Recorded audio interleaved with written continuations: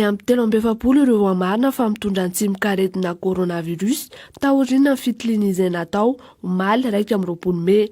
Io no nambaran'ny profesor Filolontiny Antamary Daniel androany. Raha ny nambarany dia olona 30 tamin'ireo dia monina ny Tomasiny ray tao Antananarivo kosa ny 5 ambiny. Ny amby 4 kosa ireo marary sitrana araka ny fanampim-baovao izay nomeny mpitondra teny CCO Covid-19 ity. Mitotaly 7 zany hatreto nitrangana coronavirus teto Madagasikara ka ny 5 tamin'ireo dia efa sitrana soamantsara. Mbola misy olona mitondra ny tsimikaretina misy 117 kosa ny mbola tsaboina.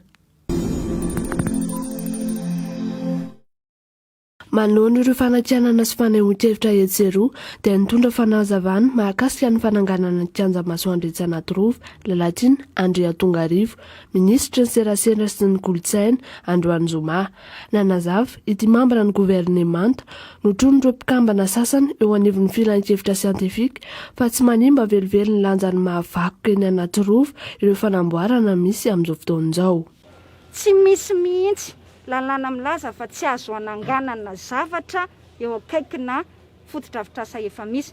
Tsy nisy fandravana mihitsy tetina kely aza fa nanangana ary azo atao tsara ny manangana raha manaraka n'izay fepetra ny teneniko teo izay. Mitombo nisan'ireo olona mitsoka ny renivohitra be tsy misaraka tatoato. Misy amin'izy ireo mamonjy an'an-dalahy amin'ny alalan'ny kodiaran-droa, moto sy bisikileta na mandeha tongotra.